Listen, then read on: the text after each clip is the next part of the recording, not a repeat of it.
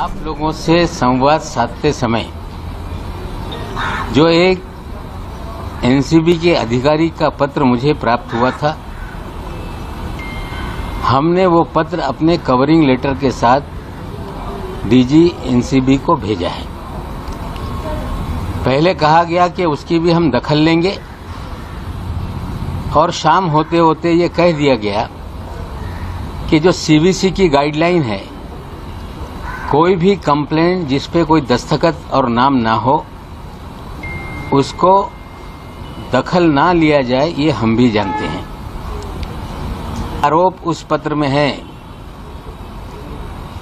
जिस तरह की चीजें चल रही हैं,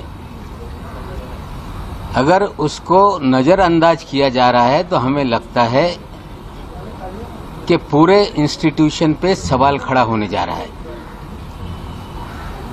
निश्चित रूप से जांच के लिए टीम आई है, जांच शुरू की गई है, पंच को बुलाया गया है। एनसीबी हमेशा कहती रही कि हमारा पूरा इलेक्ट्रॉनिक्स एविडेंस पे ही हम जांच करते हैं। जिस तरह से प्रभाकर साली ने सारी घटनाक्रम को एफिडेविट द्वारा, वीडियो द्वारा उल्लेखित किया है, मैं मांग करता हूं जो आई है विजिलेंस कमेटी, वो समीर वानखेड़े जी का, केपी गोसावी का और प्रभाकर का, और एक किरदार और इसमें है जो समीर वानखेड़े जी का ड्राइवर है, पुलिसिया है, माने, इन सब का सीडीआर निकाल लीजिए। जो गाड़ी का इस्तेमाल हुआ है 50 लाख उठाने में, गोसावी के घर पहुंचाने में, दोबारा गाड़ी शहर में आई, फिर गाड़ी वापस गई, फिर पैसे से भरा बैग उठाया गया, फिर सैम डिसूजा को वापस दिया गया। हमें लगता है कि अगर इलेक्ट्रॉनिक जांच होगी तो बयान जुटाने की जरूरत नहीं, सारी चीजें सामने आ जाएगी। मैं अभी शंका उस पर जाहिर नहीं कर रहा हूं। हो सकता है इतनी बड़ी देश की एजेंसी है, हमसे भी 4 कदम आगे वे काम करते होंगे, और आशा करते हैं जिसकी तरफ मैं इशारा कर रहा हूं उस विषय को भी लेके थोड़ा सा खंगालेंगे।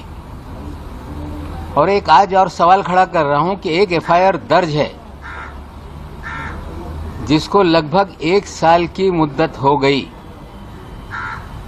उसमें आज तक एक भी गिरफ्तारी नहीं हुई है। लेकिन उसी एफआईआर के तहत दीपिका पादुकोण को बुलाया गया, चार्ट के आधार पर बुलाया गया था, गिरफ्तारी नहीं हुई। सारा अली खान को बुलाया गया, गिरफ्तारी नहीं हुई। श्रद्धा कपूर को बुलाया गया, गिरफ्तारी नहीं हुई। अगर ये झूठ है तो मैं उन्हें ये भी कहना चाहता हूं कि सारे उस समय के मीडिया के चैनल को देख लें। जब जब कोई अभिनेता अभिनेत्री आती थी, पूरा देश का मीडिया फोकस लगा के बैठे रहता था। वो सारे लोग जिनको बुलाया गया उनकी गिरफ्तारी नहीं हुई है, उसकी गहराई में जाइए। मैं ये भी कहता हूं कि मालदीव के दौरे को देखिए, उस समय कौन से अभिनेता अभिनेत्री मालदीव में थी, तो जो उगाही का खेल है वो खुलकर सामने आ जाएगा। जांच शुरू है। ये कहा जा रहा है कि क्रूज की जांच को भटकाने के लिए नवाब मलिक पिछले 20-22 दिन से अलग अलग तरीके से चीजों को सामने ला रहा है। मेरा काम है जो गलत चीजें हैं, अगर कोई आंख पे पट्टी बांध ले तो उसकी आंख की पट्टी खोलना ये मेरा फर्ज है। मैं और एक बात बता रहा हूं, जो जांच के लिए लोग आए, क्रूज की पार्टी फैशन टीवी ने आयोजित किया था। बिना किसी महाराष्ट्र सरकार की जानकारी के बिना कोविड प्रोटोकॉल होने के बावजूद कोई भी क्लियरेंस महाराष्ट्र पुलिस से, महाराष्ट्र के गृह विभाग से किसी भी तरह से कुछ नहीं लिया गया। सीधे डायरेक्टर शिपिंग से परमिशन लेके इसे परमिट किया गया। उस जहाज की क्रूज पार्टी में टारगेटेड लोगों की तस्वीरें देकर उन्हें ट्रैप किया गया, लेकिन मेरी जानकारी है कि एक अंतर्राष्ट्रीय ड्रग माफिया उस पार्टी में था। उसकी एक माशूका भी है जो बंदूक के साथ थी, जो उस डांस में नाचते हुए नजर आया है। वो दाढ़ी वाला है। वो दाढ़ी वाला कौन है, सारे एनसीबी के लोग जानते हैं। कुछ मुझे लोग जानकारी दे रहे हैं कभी वो तिहाड़ जेल में भी था।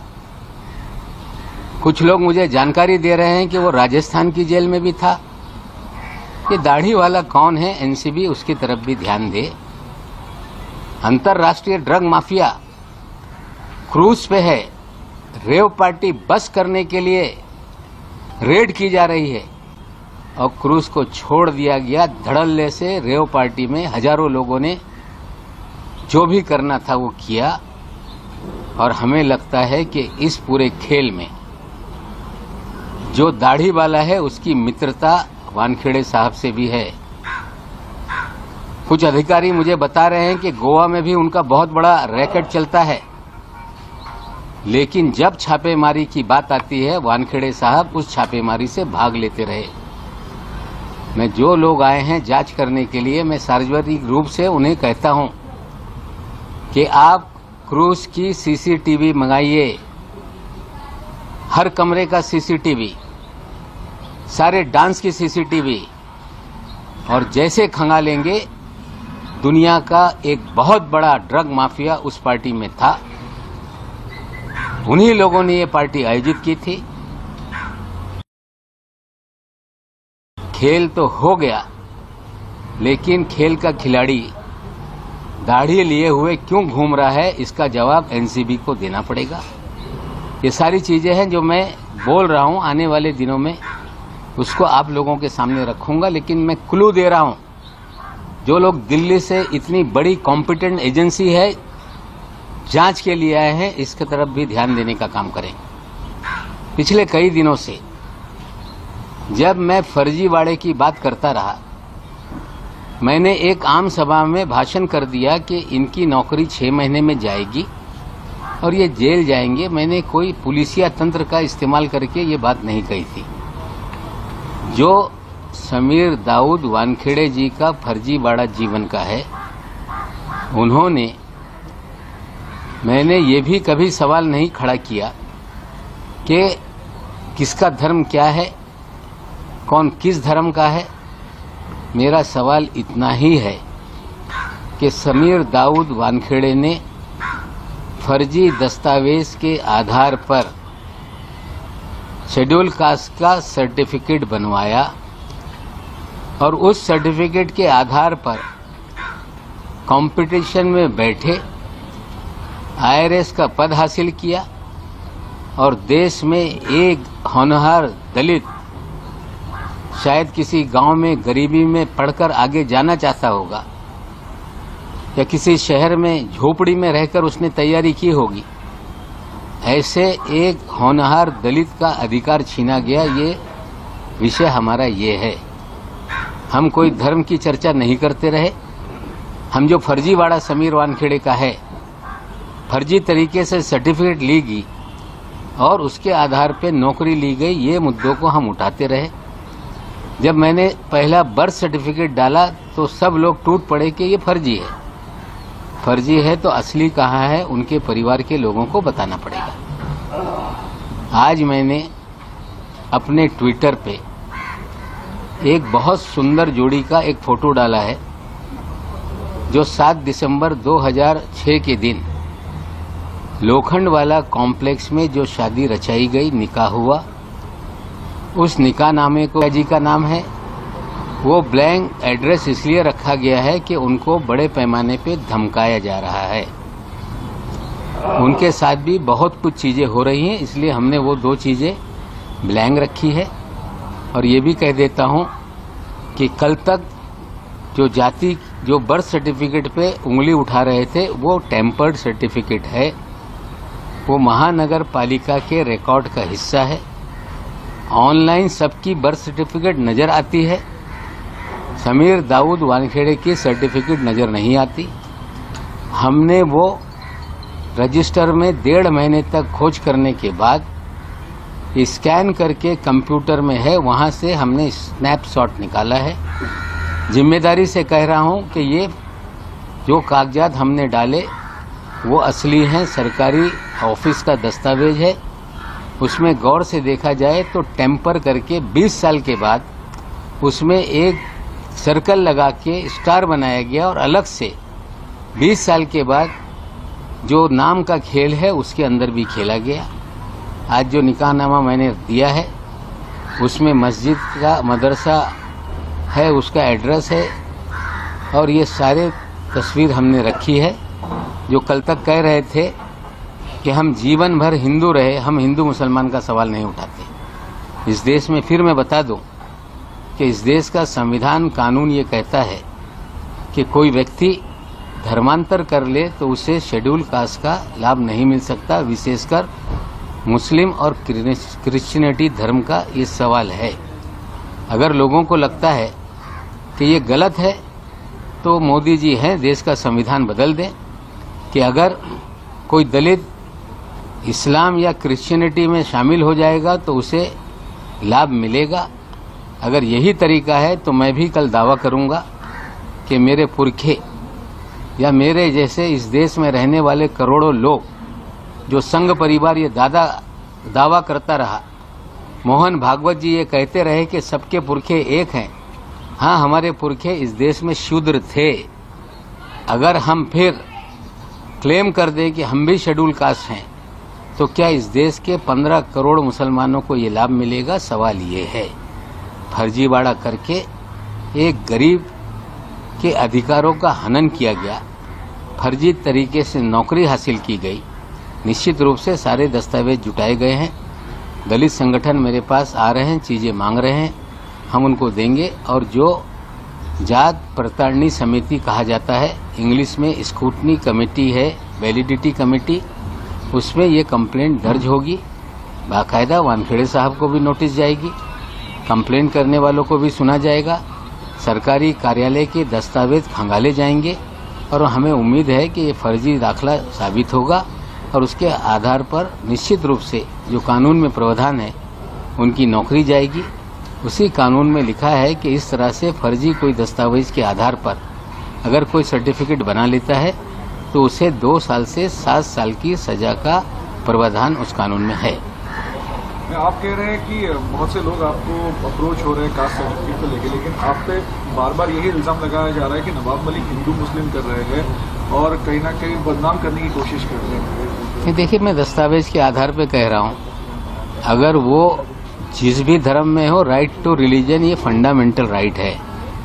हर व्यक्ति अपने तरीके से किसी भी धर्म को स्वीकार सकता है, जब चाहे धर्म बदल सकता है।